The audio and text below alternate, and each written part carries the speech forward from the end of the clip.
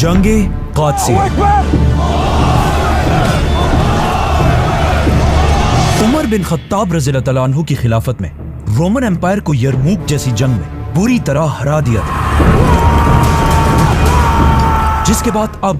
Roman empire की ताकत बिल्कुल टूट चुकी थी और हजरत उमर रज़ियल्लाहु तआला अन्हु को भी पता था कि रोमन एम्पायर अब मुसलमानों का कुछ नहीं बिगाड़ सकती। तो उन्होंने अपनी सारी अटेंशन रोमन एम्पायर से हटाकर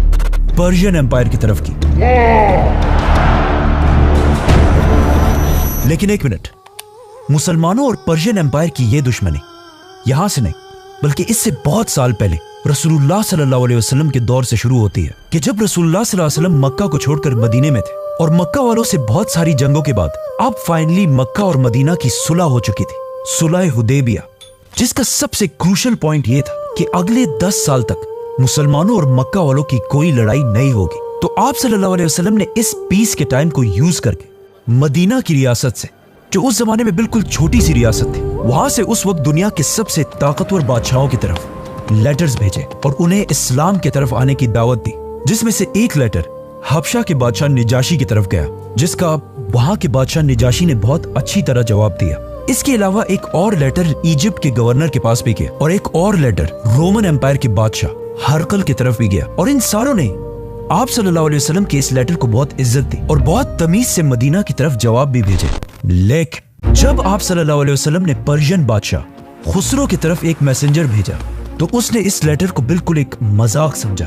आप सल्लल्लाहु अलैहि वसल्लम का मैसेंजर सीधा खुसरो के महल पहुंचा और वहां उसे रसूलुल्लाह सल्लल्लाहु अलैहि वसल्लम का मैसेज पढ़कर सुनाया कि मोहम्मद अल्लाह के रसूल की तरफ से पर्शिया के बादशाह खुसरो की तरफ, ला इलाहा इल्लल्लाह, अल्लाह के सिवा कोई खुदा नहीं है और मैं उसका रसूल हूँ। और फिर कुछ और बातों के बाद आप सल्लल्लाहु अलैहि वसल्लम ने खुसरो को हुक्म दिया कि इस्लाम कबूल कर लो क्योंकि इसी में तुम्हारी भलाई है। जैसे ही उस मैसेंजर ने आप सल्लल्लाहु अलैहि वसल्लम का लेटर पढ़कर सुनाया तो खुसरो बिल्कुल गुस्से से खड़ा हो गया और उस मैसेंजर से कहा कि तुम्हें शर्म नहीं आई? तुमने इस खत में मेरे नाम से पहले मेरे गुलाम का नाम लिखा है और अब ये तुम्हारा मैसेंजर उस डेजर्ट से आके मुझे बताएगा पर्शिया को कि हमें किसके सामने झुकना है।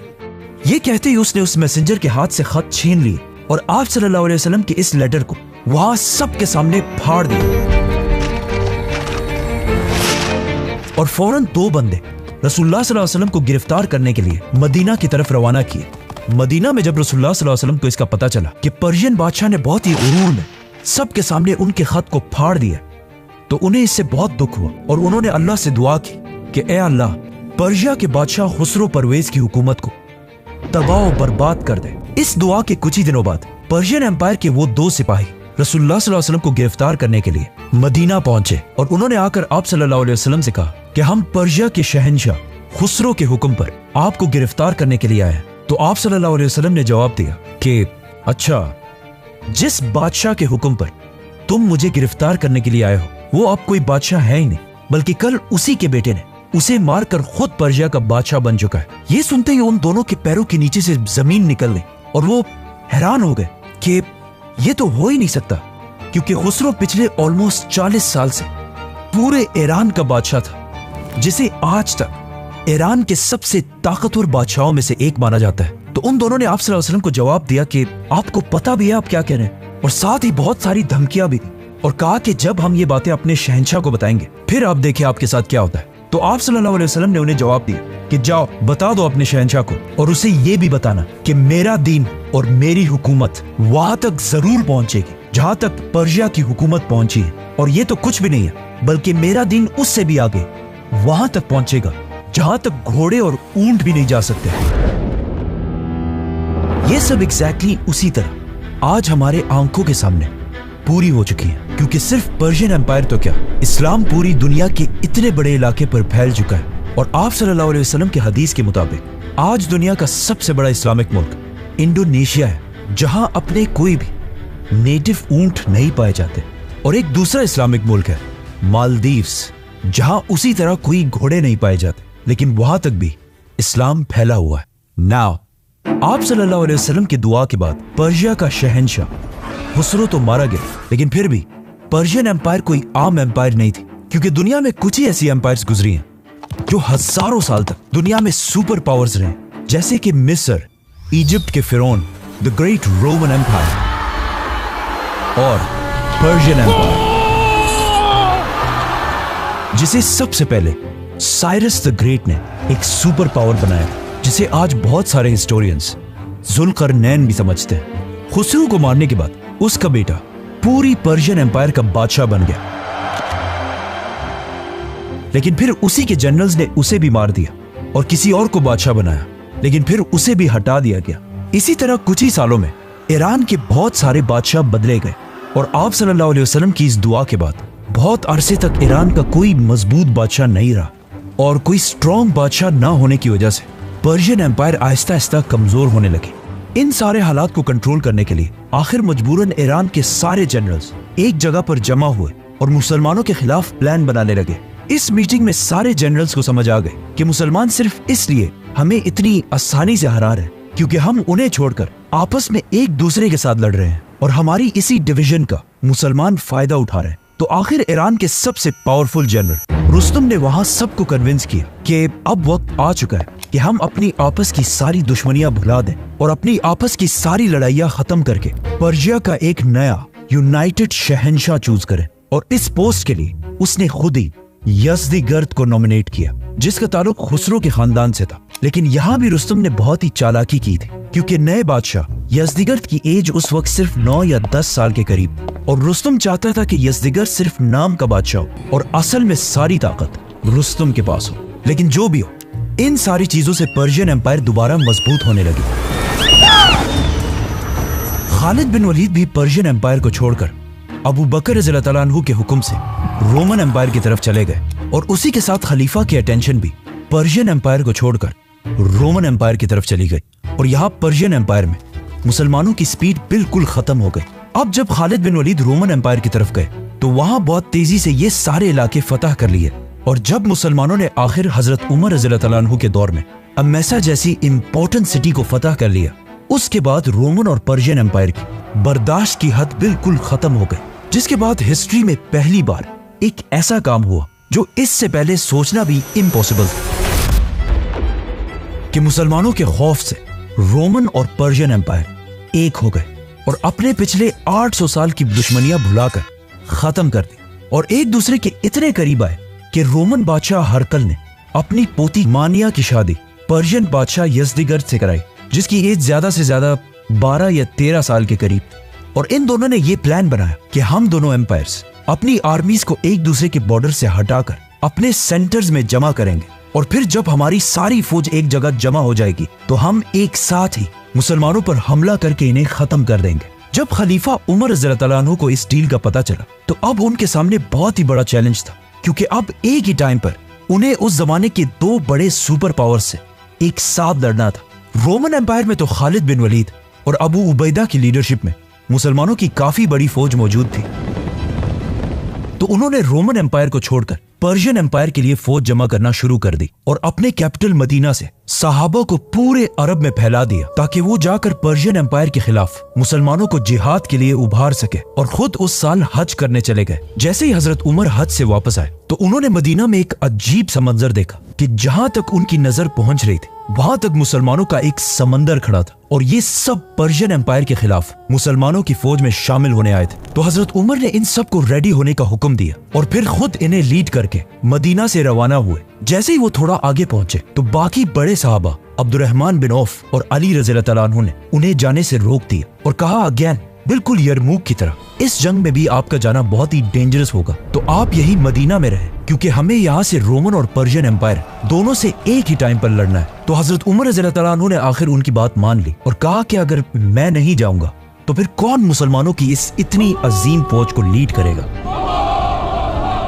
क्योंकि खालिद बिन वलीद और अबू उबैदा इब्न जर्राह दोनों रोमन एम्पायर से लड़ने में मसरूफ थे। अब जब यहाँ इस खिलाफत के सारे बड़े मिनिस्टर्स इस फौज के लिए एक जनरल ढूंढ रहे थे तो अचानक वहां एक लेटर पहुंचा जिसमें लिखा था कि या अमीरुल मोमिनीन, मैंने पूरे अरब से हजारों लोगों की फौज जमा करके मदीना की तरफ रवाना कर दी है। ये लेटर साद बिन अबी वक्कास रज़ियल्लाहु तआला अन्हु की तरफ से भेजा गया था। तो अब्दुर्रहमान बिन औफ ने इस लेटर को पढ़कर सुनाया और कहा, मुझे इस फौज का लीडर मिल चुका है। तो वहां सारों ने पूछा कि कौन है, तो उन्होंने कहा साद बिन अबी वक्कास। और ये नाम सुनते ही वहां बैठे सारों ने विद इन अ सेकंड कहा कि ये नाम हमें मंजूर है, क्योंकि साद बिन अबी वक्कास रसूलुल्लाह सल्लल्लाहु अलैहि वसल्लम के मामू थे और इस्लाम कबूल करने वाले पहले 10 लोगों में से एक थे। और इससे बहुत साल पहले जब जंग ओहद में मुसलमानों के हालात बहुत ही खराब हो चुके थे तो उन्होंने बहुत बहादुरी से रसूलुल्लाह सल्लल्लाहु अलैहि वसल्लम को डिफेंड किया था, जिस पर उसी दिन पहली दफा आप सल्लल्लाहु अलैहि वसल्लम ने फरमाया था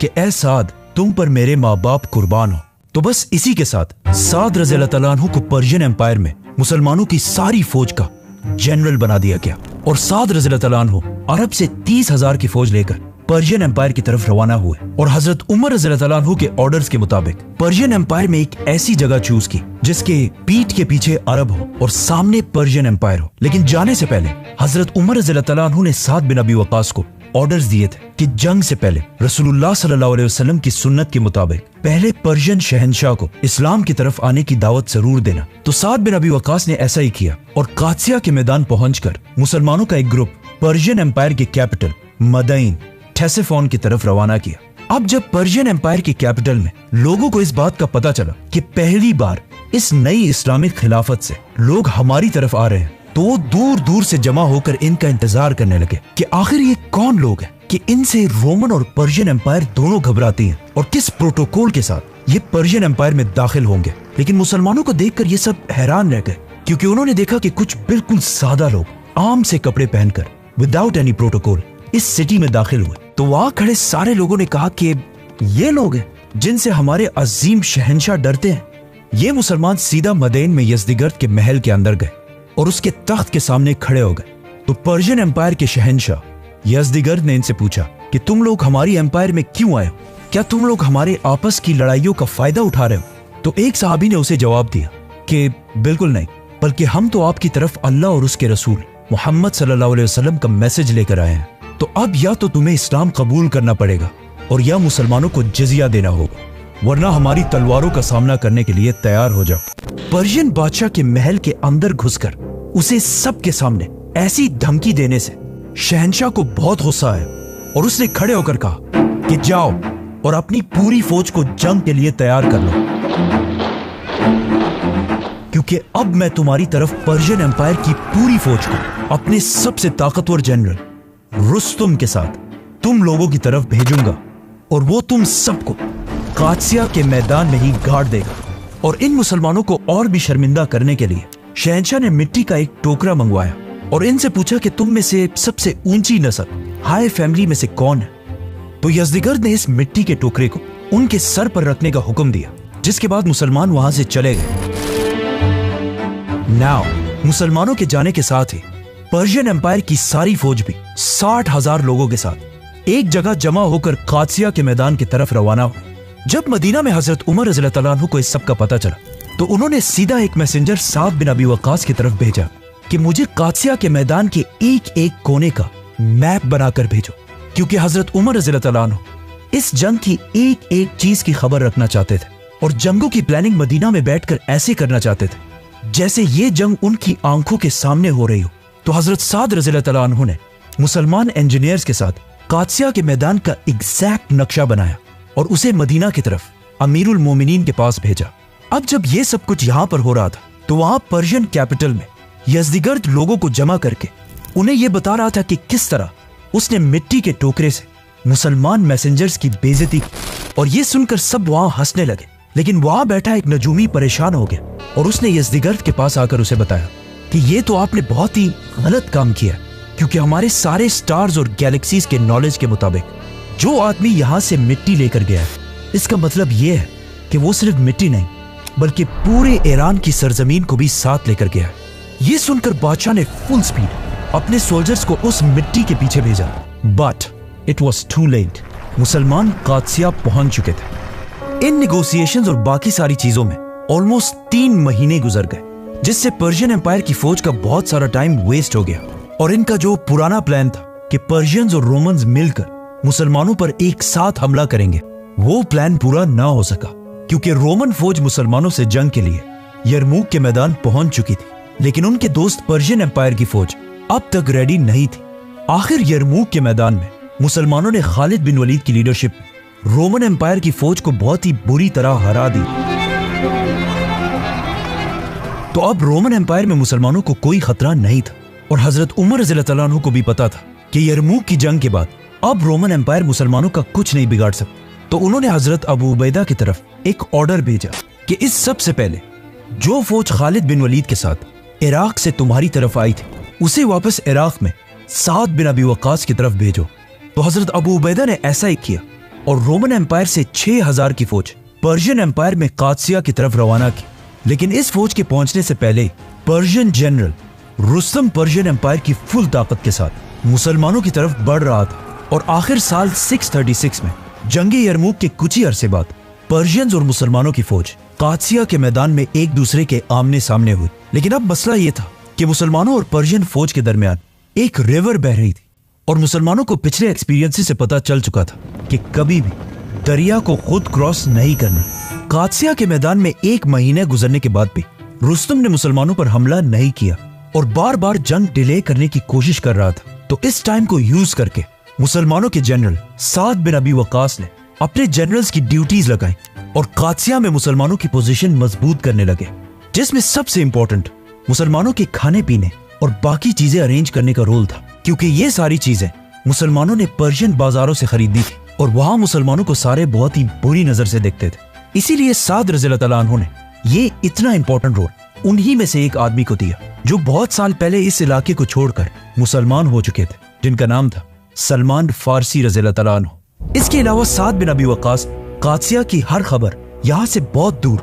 मदीना में खलीफा तक पहुंचाने के लिए कादसिया और मदीना के दरमियान घोड़ों का एक नेटवर्क बनाया, क्योंकि कहा जाता है कि साद रज़ियल्लाहु ताला अन्हु कादसिया की जंग से पहले हर दिन हजरत उमर रज़ियल्लाहु ताला अन्हु की तरफ 2 लेटर्स भेजा करते थे और ये लेटर्स इतनी तेजी से पहुंचते थे कि जब एक घोड़ा लेटर लेकर कादसिया से रवाना होता था और रास्ते में जहां पर ये घोड़ा थक जाता था एग्जैक्ट उसी जगह पर एक दूसरा फ्रेश घुड़सवार इस लेटर को लेकर मदीना की तरफ दौड़ता था। इसी तरह कादसिया से ये लेटर घोड़ों के रात और दिन भागने से फुल स्पीड मदीना तक पहुंच जाता था। और सिर्फ यही नहीं, बल्कि इसी तरह का एक नेटवर्क मदीना से रोमन एम्पायर में अबू उबैदा की तरफ भी था और ऐसा ही एक नेटवर्क मुसलमानों के दोनों बड़े जनरल्स अबू उबैदा और साद रज़ियल्लाहु ताला अन्हु के दरमियान भी था, जिससे ये सब हर टाइम एक दूसरे के साथ कनेक्टेड रहते थे। हजरत उमर रज़ियल्लाहु ताला अन्हु की तरफ से साद बिन अबी वक्कास को स्ट्रिक्ट ऑर्डर्स दिए गए थे कि पहले पर्शियन फौज पर हमला नहीं करना। इसीलिए साद बिन अबी वक्कास अपने मैसेंजर्स रुस्तम के कैंप्स की तरफ भेजते रहे और ये सारे मैसेंजर्स जाकर रुस्तम को एक ही ऑफर दिया करते थे कि इस्लाम, जिजिया या जंग। लेकिन फिर भी रुस्तम बहुत अरसे तक मुसलमानों के जज्बे से डरकर जंग को टालता रहा। आखिर साद रज़ियल्लाहु ताला अन्हु ने रुस्तम की तरफ अपने एक जनरल मुगीरा बिन शोबा को भेजा और जब रुस्तम ने मुगीरा के पुराने हथियार देखे तो वो हंसने लगा और कहा कि तुम इन पुराने तलवारों और छोटी छोटी तीरों से हमारा मुकाबला कैसे करोगे। तो मुगीरा ने जवाब दिया कि यस, हमारी तलवारें पुरानी जरूर हैं लेकिन तुम्हारी तलवारों से ज्यादा शार्प। तो आखिर अब रुस्तम के पास जंग से भागने का और कोई रास्ता नहीं रहा, तो उसने अपनी फौज को आगे बढ़ने का हुक्म दिया। ये देखकर मुसलमानों की फौज भी पीछे हटी और पर्शियंस दरिया को क्रॉस करके मुसलमानों के बिल्कुल सामने आकर खड़े हो गए। अब जंग शुरू होने ही वाली थी, तो हजरत साद रज़ियल्लाहु ताला अन्हु ने भी मदीना की तरफ लेटर्स भेजना छोड़ दिया, क्योंकि अब फैसला तलवारों से होना था। जंगी कादसिया का पहला दिन नवंबर 636 था, जिसमें एक तरफ मुसलमानों की 30,000 और दूसरी तरफ रुस्तम की 1.5 लाख की फौज खड़ी थी। मुसलमानों के जनरल साद बिन अबी वक्कास सख्त बीमारी की वजह से इस जंग में शामिल ना हो सके, तो मुसलमानों की फौज के पीछे इस किले के ऊपर बैठकर पूरी मुसलमानों की फौज को कंट्रोल कर रहे थे। रुस्तम ने भी जंग के लिए अपनी फौज को ऑर्गेनाइज किया, लेकिन रुस्तम के पास इस जंग में एक ऐसी ताकत थी जिसका इससे पहले मुसलमानों ने कभी मुकाबला नहीं किया था, इंडियन एलिफेंट्स।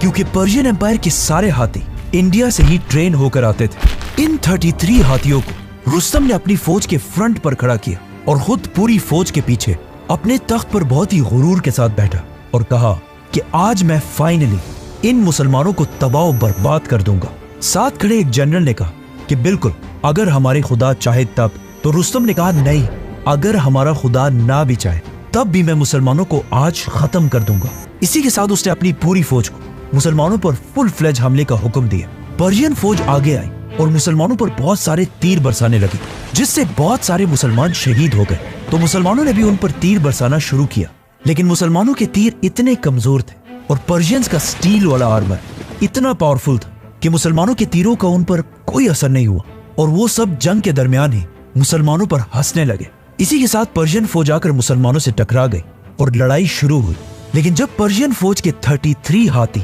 मुसलमानों की फौज के सामने आए तो मुसलमानों के सारे अरब घोड़े, जिन्होंने इससे पहले इतने बड़े बीस्ट कभी नहीं देखे थे, घबरा गए और जंग छोड़कर पीछे भागने लगे। तो अब मजबूरन मुसलमानों की पैदल फौज आगे हुई, लेकिन अगेन पर्शियन हाथियों से लड़ना इम्पॉसिबल था। तो मुसलमानों की फौज आहिस्ता आहिस्ता पीछे हटने लगी। ये देखकर जनरल साद बिन अबी वक्कास ने पीछे किले से मुसलमानों की तरफ एक बहुत ही अजीब ऑर्डर भेजा कि बाकी सारे मुसलमान जंग से पीछे हट जाओ और सिर्फ बनु तमीम कबीले के लोगों को हाथियों के मुकाबले के लिए छोड़ दो। लेकिन क्यों बनु तमीम ही क्यों? क्योंकि बनु तमीम हमेशा से अरब के सबसे खतरनाक वॉरियर्स थे और ये इस बात के लिए मशहूर थे कि चाहे जो भी हो जाए बनु तमीम जंग से पीछे नहीं हटते। इसी कबीले के बारे में आप सल्लल्लाहु अलैहि वसल्लम ने भी ये फरमाया था कि ये लोग बनु तमीम दज्जाल के मुकाबले में भी सबसे मजबूती से खड़े होंगे। आज भी ये बनु तमीम कबीला पूरे दुनिया में फैला हुआ है, बल्कि इनकी एक पावरफुल अरब मुल्क में तो हुकूमत भी है। गैस कौन से मुल्क?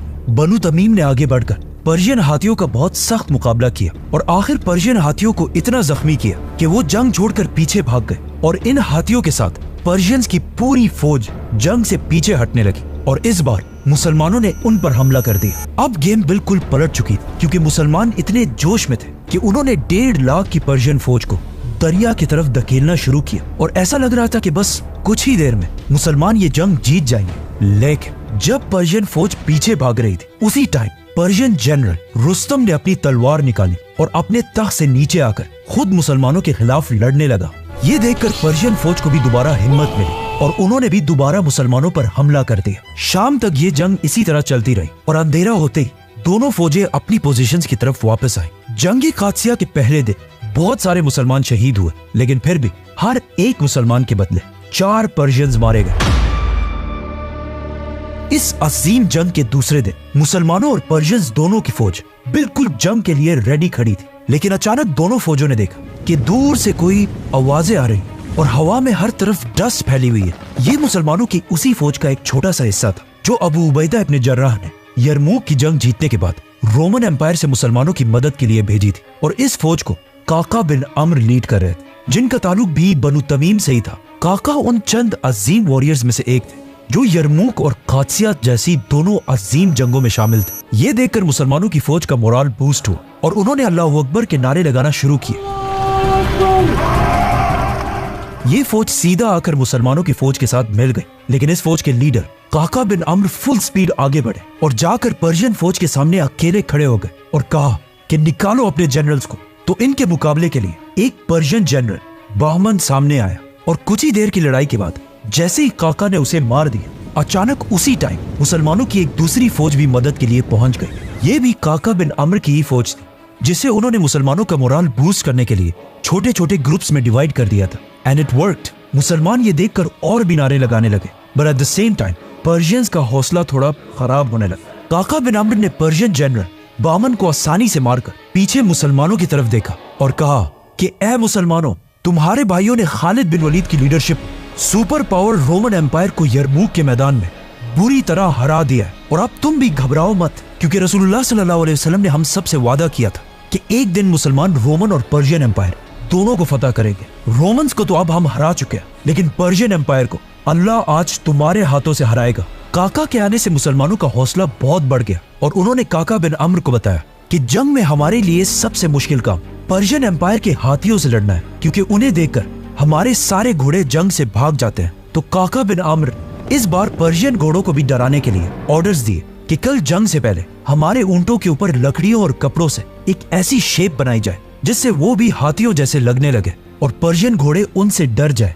अब जब मुसलमानों का मोराल बिल्कुल पीक पर था तो साद रज़ियल्लाहु तआला अन्हु ने मुसलमानों को फुल फ्लेज हमले का हुक्म दिया। लेकिन इस दिन पर्शियन फौज के हाथी इतने जख्मी हो चुके थे कि उन्होंने हाथियों को जंग में लाया ही नहीं, जिसकी वजह से मुसलमान तेजी से पर्शियन फौज के सेंटर तक पहुंच गए। काका बिन अम्र के इन अजीब ऊंटों को देखकर भी पर्शियन फौज के घोड़े हर तरफ भागने लगे और पर्शियन फौज भी मुसलमानों के प्रेशर से आहिस्ता आहिस्ता जंग से पीछे हटने लगी। अब यहाँ दूर से ये सब कुछ साद बिन अबी वकास अपने किले से देख रहे थे। अचानक उन्होंने देखा कि किले के नीचे उनका घोड़ा है ही नहीं और जंग के दरमियान ही कोई उन्हीं के घोड़े पर बैठकर बहुत ही बहादुरी से लड़ रहा है। इस आदमी का नाम अबू महजन था, जिसे जंग से पहले ही शराब पीने के जुर्म में साद बिन अबी वकास ने अपने किले के एक पिलर से बांध दिया था। लेकिन जैसे ही जंग शुरू हुई, अबू महजन ने साद बिन अबी वकास की बीवी से कहा कि मैं जंग कादसिया में जिहाद के लिए बहुत दूर से आया हूँ, तो प्लीज आप मुझे खोल दे ताकि मैं इस जंग में लड़ सकूं। अगर मैं इस जंग में शहीद हो गया तो, लेकिन अगर मैं जिंदा रहा तो मैं कसम खाता हूँ कि मैं जंग के बाद गिरफ्तार होने के लिए यहीं पर आपके पास वापस आऊंगा। लेकिन ऑफ कोर्स ये बहुत ही एक अजीब बात, कोई गिरफ्तार होने के लिए वापस आखिर क्यों आएगा? लेकिन आखिर उनके बहुत रिक्वेस्ट करने पर साद बिन अबी वकास की बीवी ने उन्हें रिहा कर दिया। तो वो किले से सीधा नीचे उतरा और साद रज़ियल्लाहु तआला अन्हु के घोड़े पर ही फुल स्पीड जंग की तरफ भागा और इतनी बहादुरी से लड़ना शुरू किया कि कुछ लोगों ने जंग के बाद ये तक कहा कि हमें ऐसे लगा कि आसमान से कोई फरिश्ता आकर हमारी मदद कर रहा है। मुसलमानों का ये हमला पर्शियन फौज पर इतना भारी था कि पर्शियंस की 1.5 लाख की फौज भी मुसलमानों का प्रेशर बर्दाश्त नहीं कर सकी और जंग से दोबारा पीछे हटने लगे। लेकिन ये देखकर एक बार फिर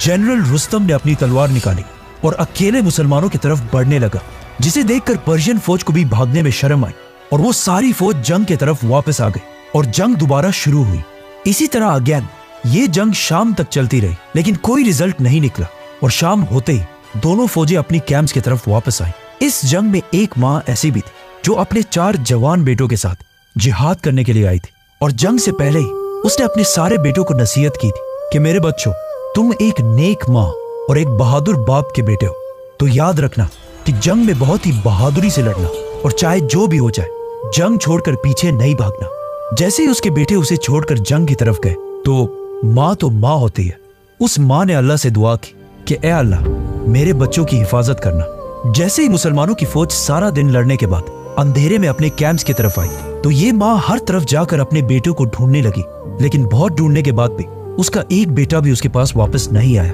तो उसे समझ आ गई और वो सीधा जाकर शहीदों में अपने बेटों को ढूंढने लगी और उसने देखा कि उसके 4 बेटे एक दूसरे के बिल्कुल करीब जंग के दरमियान शहीद हो चुके हैं। मतलब ये 4 भाई जंग में एक दूसरे को प्रोटेक्ट करके लड़ रहे थे। जब इस माँ ने अपने 4 शहीद बेटों को देखा तो चाहिए तो ये था कि वो चीख चीख कर रोती, लेकिन नहीं, उस माँ ने अल्लाह का शुक्र अदा किया कि अल्लाह ने उसे 4 शहीदों की माँ बनने का ऑनर दिया। कादसिया की जंग का सबसे खतरनाक दिन 3रा दिन था, जिसे आज भी द डे ऑफ हार्डशिप्स कहा जाता है, क्योंकि जैसे ही मुसलमान जंग के लिए रेडी हुए तो उन्होंने देखा कि पर्शियन हाथी बिल्कुल ठीक होकर एक बार फिर उनकी फौज के सामने खड़े थे। लेकिन इस बार हर हाथी को प्रोटेक्ट करने के लिए सोल्जर्स का एक ग्रुप भी खड़ा था, क्योंकि रुस्तम भी अब और फ्रस्ट्रेट हो चुका था और वो चाहता था कि आज ही इस जंग को खत्म कर दे। लेकिन उसके हमला करने से पहले एक और फौज ने आकर मुसलमानों को ज्वाइन कर लिया, जिससे मुसलमानों का हौसला तो बढ़ा लेकिन मुसलमानों के नंबर्स नहीं बढ़े, क्योंकि ये कोई नई फौज नहीं थी, बल्कि इसे एक रात पहले ही काका बिन अम्र ने अपनी फौज को खामोशी से इस पहाड़ के पीछे भेज दिया था और उन्हें ऑर्डर्स दिए थे कि कल सबके सामने शोर मचाकर जंग में शामिल होना, ताकि मुसलमानों का मोराल दोबारा बूस्ट हो सके। जिससे फायदा तो हुआ, लेकिन अब पर्शियन फौज बहुत ही गुस्से में थी और रुस्तम ने अपनी पूरी फौज को फुल ताकत के साथ मुसलमानों पर हमले का हुक्म दिया था, जिसमें बहुत सारे मुसलमान तो हाथियों के पैरों के नीचे आकर शहीद हो गए। ऐसा लग रहा था कि अब फाइनली मुसलमान आखिर ये जंग हार जाएंगे, क्योंकि अब मुसलमान इतना कमजोर हो चुके थे कि रुस्तम ने अपने घुड़सवारों को ये तक हुक्म दिया कि जाकर मुसलमानों के जनरल साद बिन अबी वकास को मार दो। जैसे ये घोड़े साद बिन अबी वकास पर हमले के लिए आगे बढ़े, मुसलमानों के एक छोटे से ग्रुप ने बहुत मुश्किल से इन घोड़ों को रोक लिया और अपने जनरल साद बिन अबी वकास को बचा लिया। अब वहां किले में भी जनरल साद को इस बात का पता था कि अगर ऐसा ही चलता रहा तो मुसलमान बहुत जल्द ये जंग हार जाएंगे। इसीलिए ये जंग बचाने की एक आखिरी अटेम्प्ट में साद बिन अबी वकास ने दोबारा बनु तमीम की तरफ ऑर्डर्स भेजे कि छोटे छोटे ग्रुप्स बनाकर इन हाथियों की आंखों पर वार करो। तो बनु तमीम ने, जिसमें काका बिन अम्र भी शामिल थे, बिल्कुल ऐसा ही किया और एक एक करके हाथियों के आंखों को निशाना बनाकर मारने लगे। आखिर उन्होंने देखा कि इन सारे हाथियों में एक अल्फा हाथी है जिसे बाकी सारे हाथी फॉलो कर रहे हैं और इस अल्फा हाथी पर पर्शियंस ने व्हाइट कलर का पेंट लगाया हुआ था। जैसे ही मुसलमानों ने इस व्हाइट हाथी की आंखों पर वार किया तो ये हाथी बिल्कुल ब्लाइंड हो गया और मुड़कर अपने ही फौज को क्रश करके वहां से भाग गया। इस अल्फा हाथी को देखकर बाकी सारे हाथी भी जंग से पीछे हटने लगे। ये देखकर मुसलमानों ने दोबारा हमला किया और पर्शियन फौज आखिर जंग से पीछे होने लगी। इस तरह जंग कासिया के तीसरे दिन मुसलमान ये जंग बिल्कुल हार चुके थे और अब एक मिरेकल से इन्होंने अपनी जान बचाई थी। लेकिन अब इसके बाद ये जंग जीतना इम्पॉसिबल था और सबको पता था कि कल जब पर्शियंस दोबारा हमला करेंगे वो मुसलमानों का आखिरी दिन होगा, क्योंकि तीसरे दिन मुसलमानों का एक बहुत बड़ा हिस्सा शहीद हो चुका था और अब कल के दिन का इंतजार करने का कोई फायदा नहीं था। लेकिन ये देखकर काका बिन अम्र ने एक बहुत ही खतरनाक डिसीजन लिया और अपने कुछ साथियों के साथ एक बहुत ही इम्पॉसिबल प्लान बनाया। चौथे दिन की सुबह होने से पहले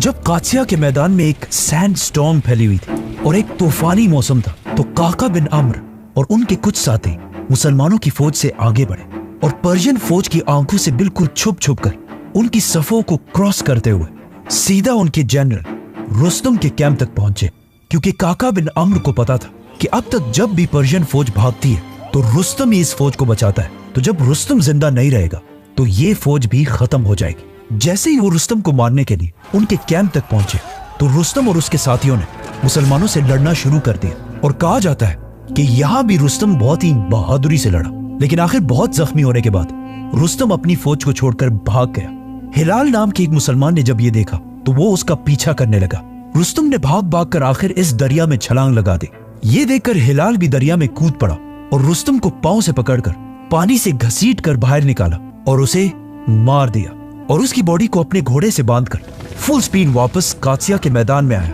क्योंकि उसे पता था कि हमने रुस्तम को सिर्फ इसलिए मारा है ताकि पर्शियंस का मोराल टूट सके। जैसे ही वो जंग के मैदान वापस पहुंचा, वहां अब सुबह हो चुकी थी, तो हिलाल सीधा रुस्तम के तख्त पर चढ़ा और अपनी तलवार उठाकर जोर जोर से कहने लगा कि मैं काबा के रब की कसम खाकर कहता हूँ, मैंने रुस्तम को मार दिया। ये देखकर मुसलमानों की भी पूरी फौज ने पर्शियंस पर हमला कर दी। पर्शियन फौज को समझ ही नहीं आया कि ये आखिर सुबह होने से पहले उनके साथ हुआ कैसे, और रुस्तम को मरा हुआ देखकर उनका सारा हौसला टूट गया और वो कंफ्यूज होकर जंग से हर तरफ भागने लगे और मुसलमान उनका पीछा करने लगे। जिसके बाद मुसलमानों के हाथों से हजारों पर्शियंस मारे गए और उनमें से हजारों कैदी बनाए गए और इस तरह मुसलमान ये अजीम जंग कासिया जीत गए।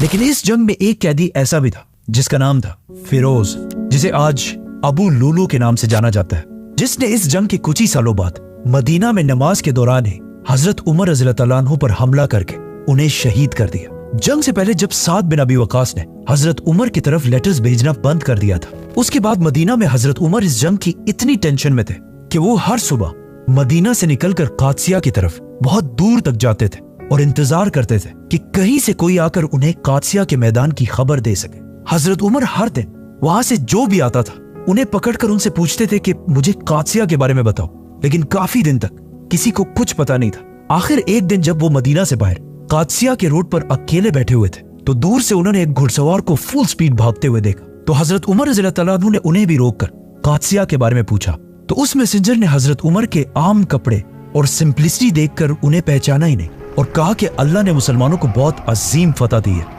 ये सुनकर हजरत उमर रज़ियल्लाहु अन्हु रोने लगे और अल्लाह का शुक्र अदा किया। इस मैसेंजर को हुक्म दिया गया था कि फतह की खबर सिर्फ अमीरुल मोमिनीन को बतानी है, तो वो सीधा मदीना की तरफ जाने लगा और हजरत उमर रज़ियल्लाहु अन्हु उसके पीछे पैदल भागने लगे और भागते भागते हजरत उमर रज़ियल्लाहु अन्हु से पूछते जा रहे थे कि इस जंग में कितने मुसलमान शहीद हुए। तो उसने कहा 8000। तो हजरत उमर ने पूछा कि पर्शियंस कितने मारे गए, तो उसने कहा